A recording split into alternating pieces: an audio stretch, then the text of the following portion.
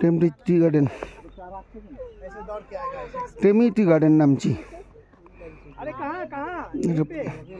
ধরুন দুর্দান্ত পয়েंट, ভিউজটাও দুর্দান্ত।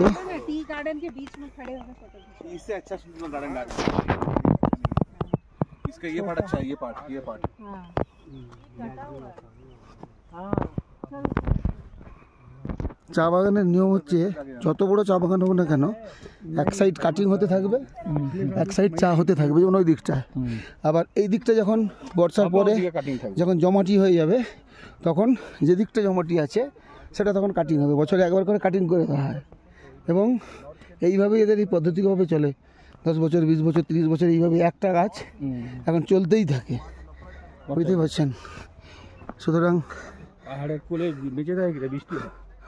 এখানে তো সবসময় বৃষ্টি। হিমালয়ের কোলে টেমি টি গার্ডেনে রয়েছি, মনোরম পরিবেশ দেখতেই পাচ্ছেন। এখানে চায়ের দাম সব থেকে বেশি, তো লোকাল কমন মানুষদের জন্য একটা 5000 টাকা কিলো চা পাওয়া যাচ্ছে। আর যেটা সব থেকে ভালো চা সেটা 1 লক্ষ টাকা কিলো কেজি। আর এটা হচ্ছে অ্যাকচুয়ালি জৈব, বুঝতেই পারছেন, মানে অর্গানিক না। এখানে যে চা, এই চা আমরা জেনারেল যে চা খাই এখানে, এটা সে কাস্টমার নয়। হ্যাঁ, সিকিমের চা, এটা বিদেশ। হ্যাঁ, এটা বিদেশের জন্য, কমন কাস্টমারের জন্য এটা নয়।